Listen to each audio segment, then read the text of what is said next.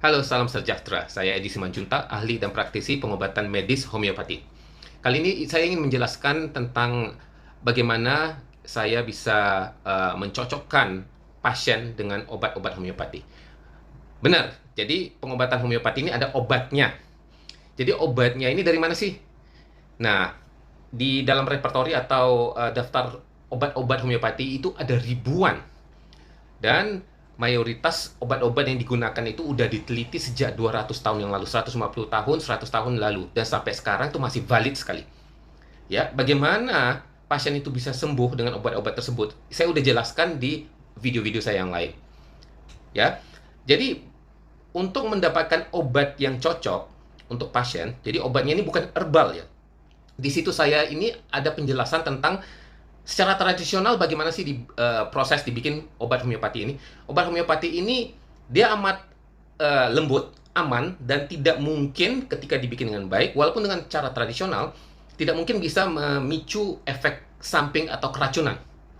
Ya, jadi intinya obat-obat itu diambil dari bahan yang ada di muka bumi ini, dilarutkan, diencerkan berulang-ulang, sehingga sisanya tidak ada lagi. Tapi kok bisa itu memicu reaksi di dalam tubuh badan kita untuk penyembuhan? Nah, jadi eh, hampir 200 tahun yang lalu, Dr. Samuel Hahnemann menemukan ada caranya untuk memilih obat yang cocok untuk pasien-pasien tersebut. Ya, namanya repertorization. Jadi, karena itu saya selalu tanya pasien saya A sampai Z. Ini penting sekali. Jadi kalau misalnya sakit kepalanya sebelah kanan, obatnya kemungkinan akan berbeda kebanding dengan pasien yang sakitnya kepalanya sebelah kiri. Jadi kita harus sesuaikan bukan dengan jenis penyakitnya, tapi juga dengan keseluruhan pasien tersebut. Ya, dari kepala sampai kaki. Karena itu saya akan tanya macam-macam. Saya ajak ngobrol biar pasien saya curhat. Ya. Jadi ada obat-obatnya, ada di daftar nama obat-obat saya itu ada lebih dari 3.000 jenis. Jadi untuk memilih yang tepat ini yang penting. Pemilihan obat homeopati untuk orangnya, ini yang paling penting. Bagaimana caranya? Ya, itu pertanyaan yang penting yang saya akan tanyakan ke pasien-pasien saya. Dari kepala, ke mata, ke hidung, ke mulut, ke perut. Ya, udah pasti saya akan biarkan pasien saya menceritakan dulu apa yang dia keluhkan, penyakit utamanya. Ya, itu yang paling penting. Tapi saya akan tanyakan hal lain seperti tidurnya, pola makannya, banyak hal lagi. Mungkin yang tak kalah pentingnya, malah mungkin yang paling penting, eh, kondisi emosinya. Ya, apakah dalam keadaan sedih, ada yang terpendam, atau bawaannya gampang marah, atau dikit-dikit panik, cemas, nggak bisa tidur, tidurnya gelisah, sering terbangun tengah malam. Ini hal-hal yang mungkin tidak ada hubungan dengan sakit kepalanya atau mahnya. Tapi sebenarnya semuanya itu saling terhubung karena kita satu orang. Satu orang kita ada koneksi antara semua organ tubuh badan kita dalam semua fungsi dari yang paling kecil dan yang paling besar. Ya, saling berhubungan.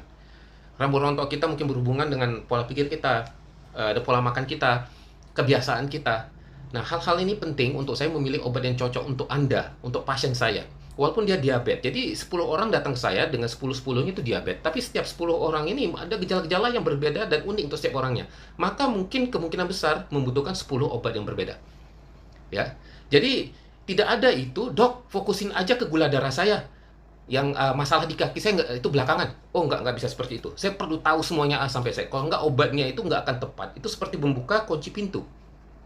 Ya. Jadi penting sekali untuk Anda, untuk pasien-pasien menceritakan dengan akurat dan tepat.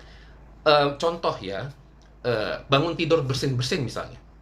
Bangun tidur pagi-pagi suka bersin. Itu akan berbeda ketika dia keluar dari rumah kena matahari terus bersin-bersin atau malah sakit kepala. Ya, karakter seperti ini setiap orang mempunyai variasi yang berbeda. Ada yang batuk. Batuknya lebih sering siang hari, tapi malam tidur tenang ya. Ada yang terbalik. Malah nggak bisa tidur. Tiap kali dia tidur, dia batuk-batuk terbangun. Mengganggu tidurnya. Obatnya akan berbeda. Ya, pada mungkin di depan mata orang umum, ya kan mereka berdua batuk. Kasih obat batuk aja. Yang mungkin paling rata-rata orang akan membedakan antara batuk kering atau batuk berdahak. Itu yang umum ya. Tapi di homeopati banyak banget variasi yang perlu kita pertimbangkan untuk memilih obat yang cocok untuk orangnya. Ingat, untuk orangnya, bukan jenis penyakitnya. Itu, ya. Jadi, semoga informasi ini akan membantu Anda, membantu saya, untuk membantu Anda.